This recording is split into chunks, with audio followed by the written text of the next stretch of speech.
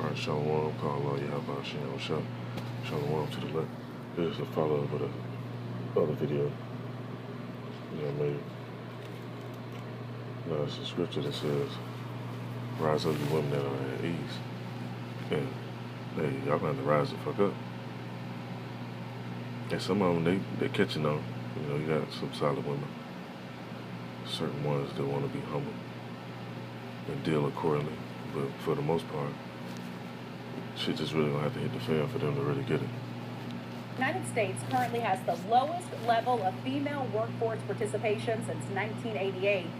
And then, you know, to the naysayers and stuff like that, when men make these type of videos, men don't hate women. More than likely, the men that make these videos actually deal with a lot of women, so we know exactly how they be coming, how they mind be working, what the hell they be trying to present or trying to take. The list goes on, so don't get it twisted. This is information from the National Women's Law Center. Now, while the pandemic has been a factor, another problem is what's known as invisible labor in the workplace. And since the beginning of the pandemic, this is only getting worse. Damn. When it comes to your job, there's work you can see, and then there's what's called invisible work. The pieces of work you can't quantify or capture. And I was doing things an assistant manager would do, not getting much recognition for it. Oh, what about that equality shit?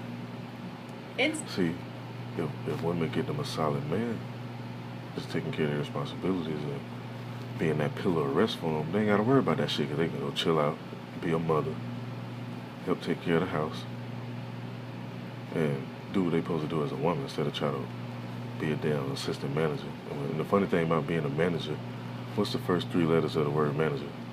Man. In simple terms, invisible labor is work you do that you don't get paid or recognized for. Research is showing women are doing the brunt of this. Around the world, women perform 3 out of every 4 hours of unpaid labor. A recent report on women in the workplace also found female managers are more likely than males to help employees with work-life challenges and provide emotional support. They are also more apt to advocate for diversity, equity, and inclusion. But this invisible work can take its toll. Compared to men, women leaders are more stressed and exhausted at work. Because you know why? Because women not supposed to be no fucking leaders. And you know, people that get mad at that because they be all emotional and shit. Women supposed to be led. They're not supposed to be leaders.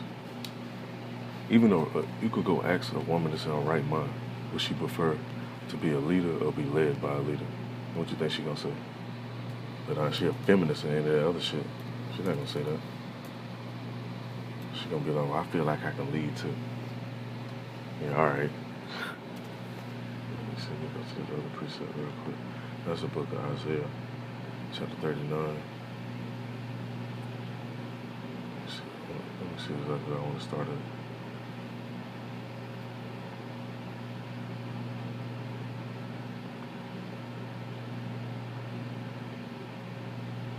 Hey, and this just a solid little warning, heads up to women, because women do be on my channel too.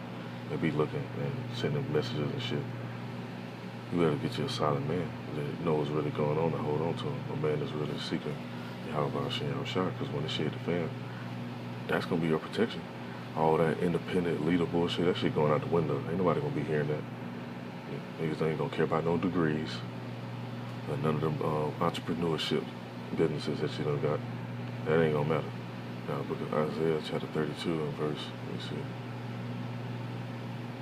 Verse 9, it says, rise up, you women that are at ease, hear my voice. You careless daughters, give ear unto my speech. Many days and years shall you be troubled. You careless women, for the vintage shall fail, and the gathering shall not come. And the gathering really not coming. These jobs and all this stuff, a lot of people, they ain't even working for it anyway. They trying to get unemployment and finesse the government. They Esau holding that up because they know what people doing, because they set it up anyway for you to do it, because they knew you was going to try to finesse it. Now, verse 11, it says, tremble, ye women that are at ease, be troubled. Be careless, one strip you and make you bare, and carry sackcloth upon your loins. It said, they shall lament for the teats, for the pleasant fields, for the fruitful vine. Upon the land of my people shall come up thorns and briars, yeah, upon all the houses of joy in the joyous city. Scroll down some more so don't look at the rest of this.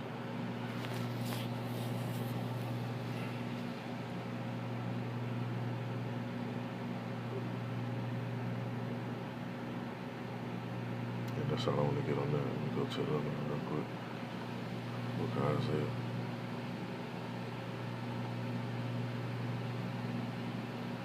Chapter 3. Then I go into chapter 4. Because I know Akion, they like that chapter 4. But see, dealing with that, I was talking to somebody about it. Just because the scripture says 7 women should take hold of 1 man or whatever. Hey, being a man, that's more responsibility you gotta have. You gotta be protecting more people. You gotta be leading more people.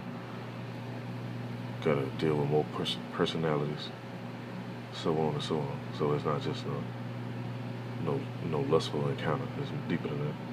Now the book of Isaiah, chapter 3, and you see. Oh, let's start at. All right. In verse 12, it says, "As for my people, children are their oppressors, and women rule over them. O my people, they which lead thee cause thee to err." And that goes on. That's why you have a lot of businesses going under. A lot of events, they don't even have to take place. They take place because women rule over them. They lead. You heard what she said in the video. These women got to be leaders, right? But this invisible work can take its toll. Compared to men, women leaders are more stressed and exhausted at work. And almost 40% have considered downshifting their careers or leaving. Yeah, why does damn near 50% want to downshift their career? Because they know they're not no fucking leaders. In reality, second in, it says, "O my people, they which lead thee cause thee to err and destroy the way of thy paths. The Lord standeth up to plead and standeth to judge the people. The Lord went into judgment with the ancients of his people." The ancients is talking about the old heads, so to speak. Now it says, "And the princes thereof." And you have, those so-called princes now is people that you might deem to be rich or have certain riches or whatever. They'll be looked at as like a prince. Now it says, "For ye have eaten of the vineyard, the spoil of the poor, as in your houses. Well, mean ye that ye beat my people to pieces and grind the faces of the poor, saith the Lord Yahweh of hosts." It said, "Moreover, the Lord said, because the daughters of Zion are haughty, and walk stretched forth necks and wanton eyes, walking and missing as they go, and making a tinkling with their feet. Therefore the Lord will smite with the scab the crown of the head of the daughters of Zion, and the Lord will discover the secret parts." Oh, speaking of the scab of the head, let me go find this real quick, see if I can find it. I was looking at this online the other day and was cracking up. Let's see. I was cracking up seeing this shit right here.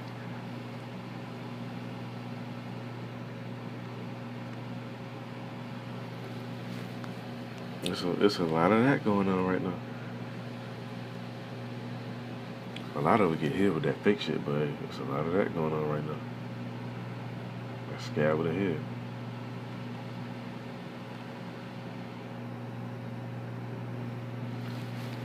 It said, "Therefore the Lord will smite with the scab of the crown of the head of the daughters of Zion."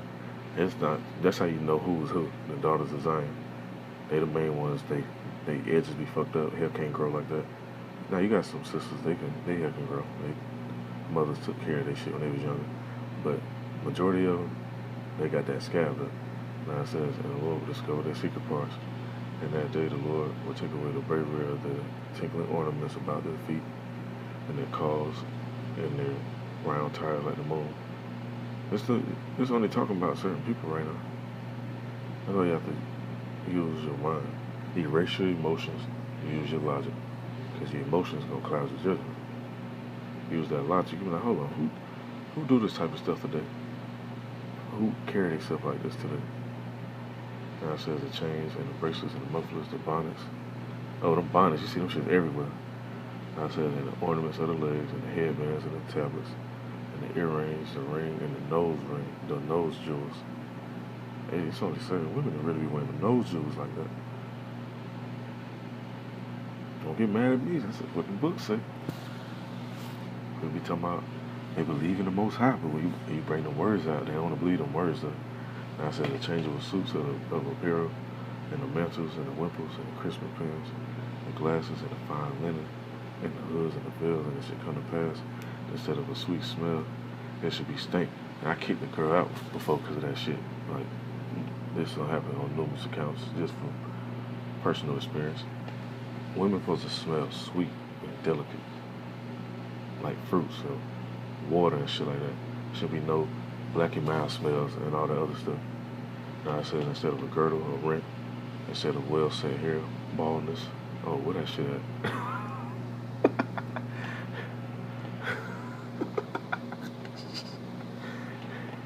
It says instead of a girdle or rent, instead of well set hair, baldness.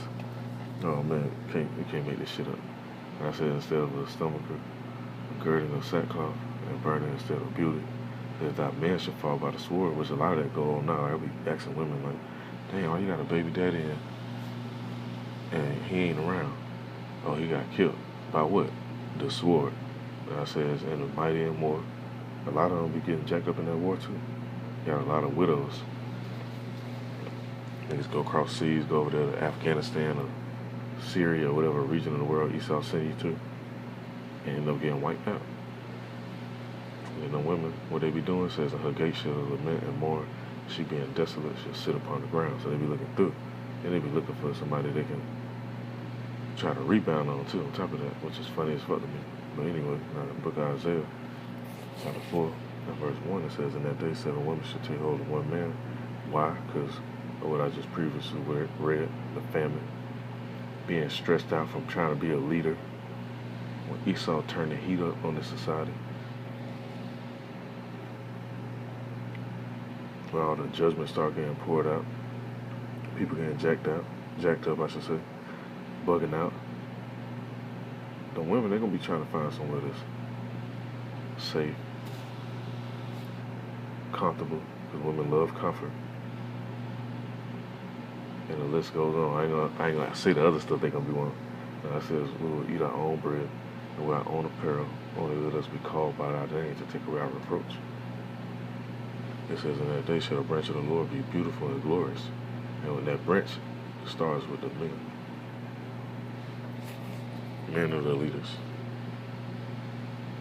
You see, Esau did a real crafty and sneaky thing by separating us and making us turn against each other and be at odds and have women thinking they don't need no man. But they say they don't need no man, but they go to the government man for assistance. So that don't make sense. Now I said, be beautiful and glorious, and the fruit of the earth shall be excellent and comely for them that are escaped of Israel. And those that's going to escape is the elect, those that got that mark. Not the badge of servitude, the karama, the other mark, the tawab. Now it says, and it shall come to pass, and he that is left in Zion, and he that remaineth in Jerusalem, shall be called holy. So all that other shit, all that demon time shit, that shit going out the window. You want to be called holy. You want to remain.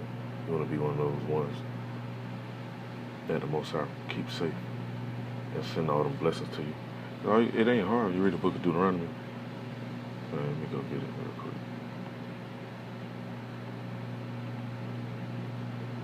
It ain't hard. Apply this stuff right now and it's going to manifest. People talking about manifesting. Let's manifest right here. The blessings of obedience. Now it says, book of Deuteronomy chapter 28 and verse 1, and it shall come to pass that thou shalt hearken diligently to the voice of the Lord thy power, to observe and to do all his commandments, which I command thee this day. Which I know I'm going off topic on this video, but I just want to slide this in there real quick. Now it says, which I command thee this day. And ain't talking about, oh, we just did that back then, we gotta do that now. No, we gotta apply this still. It says that the Lord thy power will set thee on high above all nations of the earth, which means somebody not gonna be equal. It says, and all these blessings shall come on thee. Now, why wouldn't you want that? Who in their right mind would want that? The Most High say, okay, practice doing this, do that, and I can get this. You should want to do that as a man, definitely. Because when you be blessed, those who are around you, family-wise or whatever, they're going to be blessed too. Now it says, and all these blessings shall come on thee and overtake thee, and thou shalt hearken unto the voice of the Lord thy power. Blessed shall thou be in the city, and blessed shall thou be in the field. I see this personally, I like reading this. Now it says, blessed shall be the fruit of thy body, and the fruit of thy ground, and the fruit of thy cattle, the increase of thy kind, and the flocks of thy sheep. Blessed shall be thy basket and thy store. It says, blessed shall thou be when thou comest in, and blessed shall thou be when thou goest out. Now, it just goes on more and more, just to, break down how good and how taken care of it can be. Because of disobedience, people be wondering why people be in certain conditions, why they go through certain stuff. For being disobedient, for being wicked. And then it's bad when, a person know they being wicked as hell and still continue to indulge in that shit. It's one thing to not know it, and you just, you fucking up, but you ain't really too sure about what's going on. But if you know and you just gonna keep doing it, hey, then them curses hit your ass. But back to this though, let me go back to Isaiah chapter 4. Now it says in verse 3, and it shall come to pass that he that is left in Zion and he that remaineth in Jerusalem shall be called holy, even everyone that is written among the living in Jerusalem. And the Lord shall wash away the filth of the daughters of Zion. Because they're going to get cleaned up. They're going to get better. Men don't hate so-called black women. Me personally, I love brown-skinned women. Light-skinned women too, whatever. Men don't hate that. Anybody saying that, they bugged out and emotional. We just be wanting the women to be in order, be right. So we can go serve the Most High, take over shit like we supposed to, and come home and lay down that holy rod with the insides up. It says, wash away the filth of the daughters of Zion, and shall purge the blood of Jerusalem from the midst thereof by the spirit of judgment and by the spirit of burning. And the Lord will create upon every dwelling place of Mount Zion upon her assemblies a cloud of smoke by day and a shine of flaming fire by night. That's talking about the chariots. So people gonna know. They gonna see that. They gonna know, like, damn, hold up. They gonna look up in the air. They gonna see one of them ships up there. In the daytime and at nighttime, they gonna see the same thing. It's gonna be in a different color. Now it says, for upon the glory, for upon all the glory shall be a defense. And there shall be a tabernacle for a shadow in the daytime from the heat, and for a place of refuge, and for a cover from the storm and from the rain. And then simultaneously, let me get this last precept and I end this up.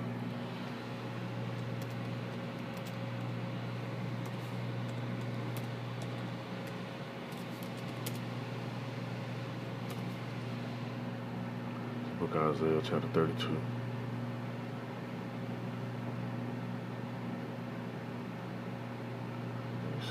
Starting verse 2, book of Isaiah chapter 32 and verse 2.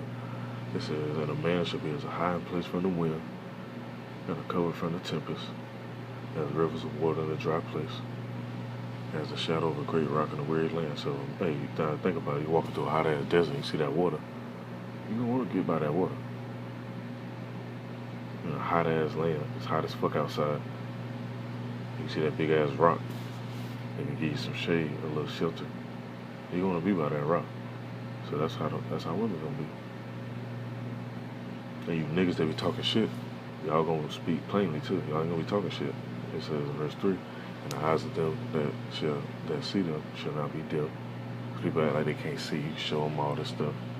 How we go through the videos, little imagery, historical accounts, different languages, whether it be in the Latin, Greek, Hebrew, Spanish, Creole, whatever.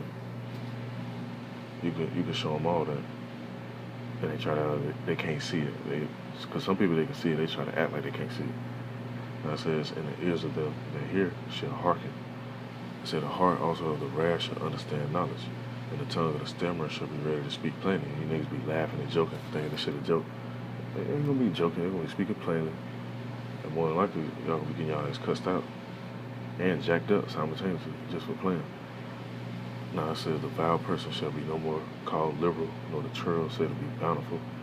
It said, for the vile person will speak violently, and his heart will work iniquity, to practice hypocrisy, and to utter error against the Lord, to make empty the soul of the hungry, and will cause the drink of the thirsty to fail. And you have people that be like that.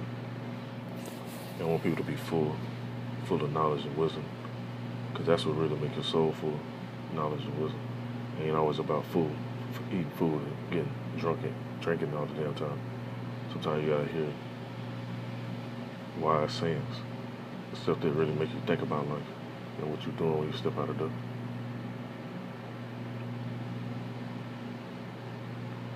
Now, verse 7 said, the instruments also of the churl are evil. He devised wicked devices to destroy the poor with lying words, even when the needy speak of right. And this right here, this setup right here, let's play some more. In the workforce altogether. Experts say it's important to speak up and let your supervisor know about the extra work you're taking on, and create a plan to make this invisible work visible and get recognized for it. See, who set this whole shit up anyway? Esau did. He devised wicked devices to destroy the poor with lying words. Oh, you don't need no man. Come on, I'll hire you.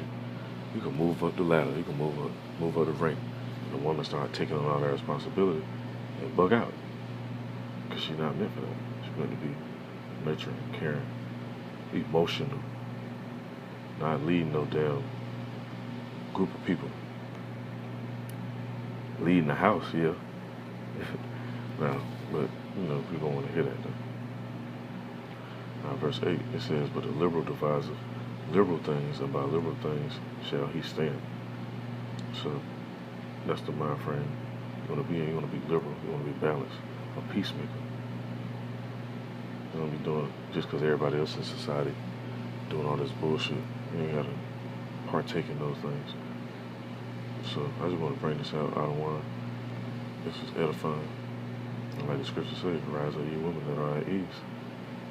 And shalom to the left.